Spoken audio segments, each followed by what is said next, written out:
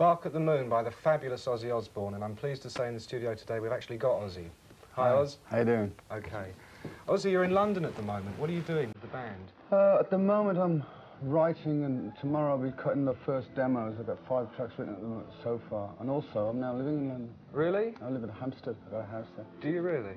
Finally, I got back to England. I can't believe it. Were you living in Los Angeles before that? Yeah, I was out there for about 6 months, and I was living in the south of France for about 3 months. And then, because of this tax exile thing, you know, it gets real. But you're allowed to live here now, are you? Well, yeah, I'm not doing so much road work this year as I was like before. I was doing like 9-month stints out, you know, and you know, it's just ridiculous paying all that tax. Which I don't mind paying tax, but I don't like paying like outrageous amounts, you know, for nothing. Sure. So you're working on material for a new album? Yeah, the title of the album's The Ultimate Sin. The Ultimate Sin. Got to be something like that, isn't it? Why? Is there any reason why it's called that? Well, I thought it's a follow-up from like Diary of a Madman, Bark at the Moon, The Ultimate Sin, you know. I don't know what, I keep saying every time I do an album, I think, what the hell can I come up with next, you know? But I was just thinking one day, The Ultimate Sin, it's like, it could be a subtle way of getting away from the monster thing. It could be anything, and The Ultimate Sin conjures up instantly with the name Ozzy Osbourne, things like a devil on the cross, what everybody keeps thinking, but it's not going to be anything like that. It's going to be something different, I think, this time, the concept. Okay. You recently lost your permanent drummer, Tommy Aldridge. Yeah, well, Tommy was... Tommy now he's got a band with... forming a band with Rudy Sarzo, as you know. He used to be in your band? Yeah, he used to be a bass player. Then he went to play bass for Quiet Riot, which they had a big, huge monster record in America a year ago. And it was just time for a change. Tommy and I are very good friends still. It's just that we just decided to do our own different things, because Tommy's been around as long as I have. And, you know, I think he was a bit frustrated in playing a lot of stuff that he didn't really want to play. So he moved on, you know. So who have you been using as a drummer on the album? Well, I've been using quite a few things, because drummers are very difficult to find. You can audition a drummer and say, yeah, you'll do. But then after a week or two, you find there's things wrong with them that you're not really... They've got like one set formula of work, you know. I'm in the process of sort of elimination at the moment. I've had about 3 different drummers on so far. But I don't really want to release any names at the moment, because it's not fair to them, and it's also not fair to the band. Okay. You know, until it's permanent, then I'll let the word out who it is. I heard a strange rumour that Nile Rodgers, who's worked with Chic and Bowie and people like that, might be producing the album. Is we that approached true? Nile Rodgers, but it didn't work out, and I'm still in a... Funny thing is, a lot of people believe the publicity that goes around what follows me, you know. They think, we don't want to work with that lunatic, you know, what about him, you know. Bites the heads off engineers and things, you know. So he's not going to be involved? No, no. There was talk about it, but nothing came of that. I just wondered whether you were going to go funky. Ozzy goes funky. No, not me. All right, Ozzy, we're going to go over now to a clip of Ozzy Osbourne doing I Don't Know live in America last year.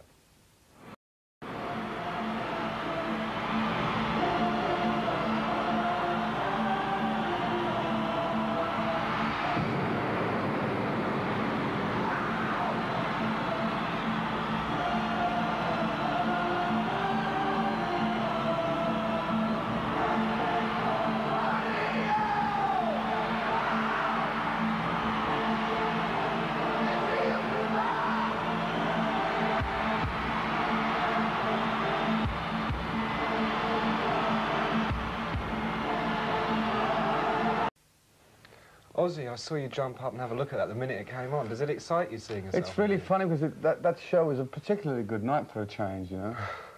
And it's when I haven't done a live show since I met you down in Rio there. And when I see myself, I know what thoughts are going through my mind at different parts of the show, you know.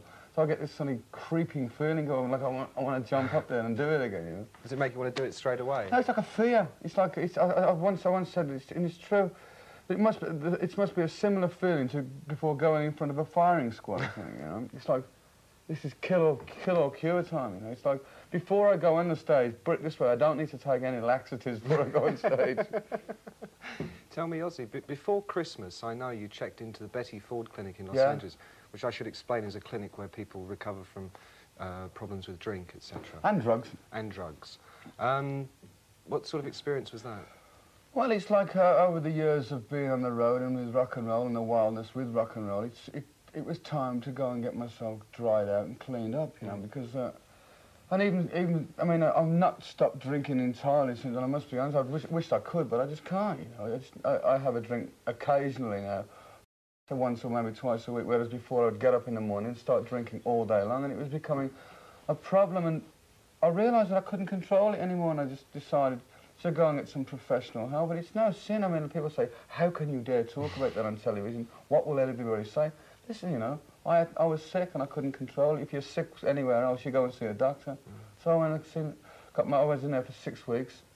Although I still drink from time to time now, the educational value that it gave me was, I can't beat it. Would you say you were a reformed character now then? No. Me? No. See, the thing is, you can't control a mad dog. You can't tame a mad dog. It's just, I mean, I find, I mean, people in rock and roll and in the entertainment industry, it's such a high-geared life that I don't want to take a pill to calm me down. I don't want to start smoking pot or doing other drugs. I'd rather have a couple of beers, you know, which my dad did and his dad did before that, you know. And it's something that I feel that I do understand somewhat, but at the same time, it did get out of control for about a year or so. I was drinking crazy. OK, but you're certainly looking very fit now.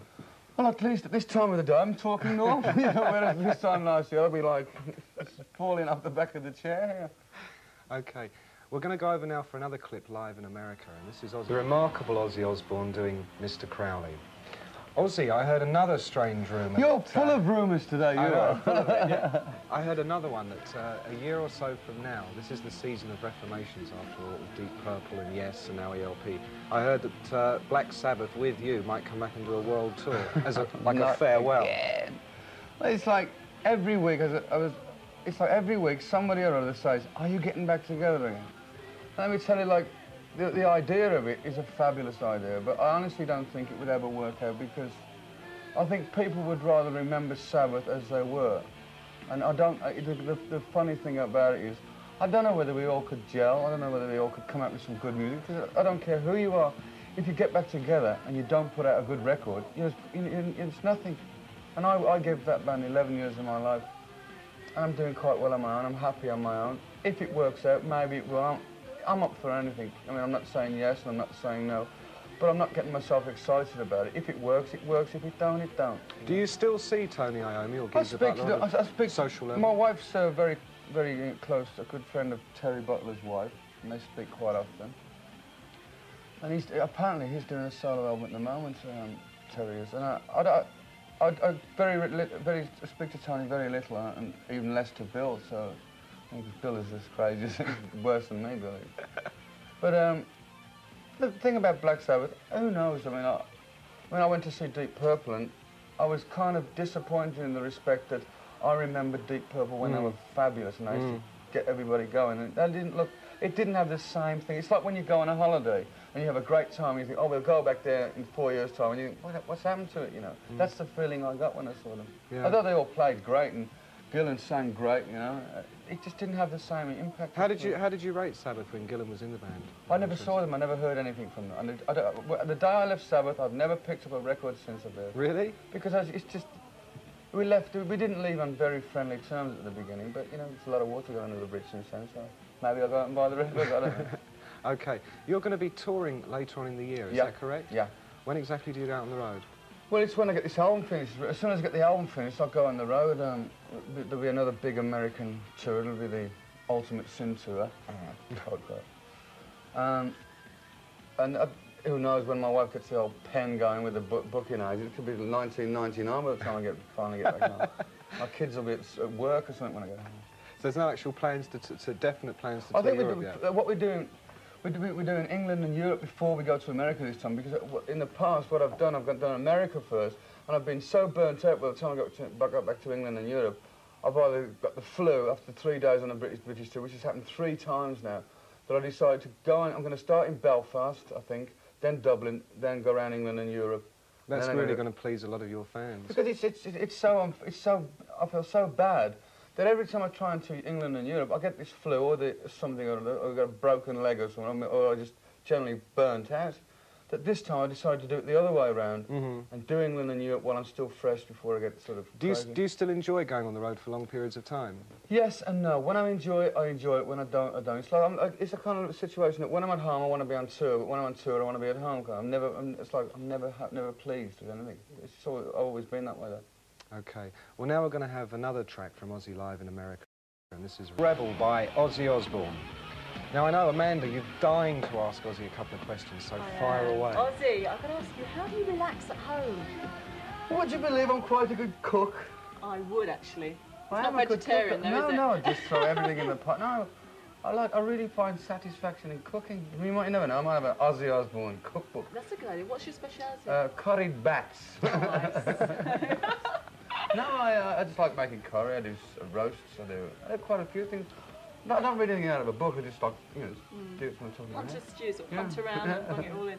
What do you think you'll ever retire? Well, I don't know. I said to someone a while ago, there's never been an 86-year-old rock star. I want to have a go for that. Yeah, okay. What about this, by the way? All these clothes, I was expecting sort of ripped T-shirts. Well, this is it. This is my court-going trousers. This is my when I work in a court-going. I'm always in court for something. The rest is at the cleaners, is it? Yeah. Ozzy, thank you very much. Right, we've got the video coming up now. This is Bark at the Moon, live. Bark at the Moon, Ozzy Osbourne. Thank you very much to Ozzy Osbourne for a shocking interview. We keep getting electric shocks from each other, don't we? And to Mick Wall, thank you very much for conducting a marvellous interview. Thank you, Amanda. And next week, I've got Madam X in the studio. What are you looking at? Why don't you wear an Ozzy Osbourne t-shirt? I've just noticed that. Are you going to get me one? I'll send you one next week. All right, next week I shall wear it. Thank you very much. All right. Right, Madam X next week, and we're going to finish with their video tonight.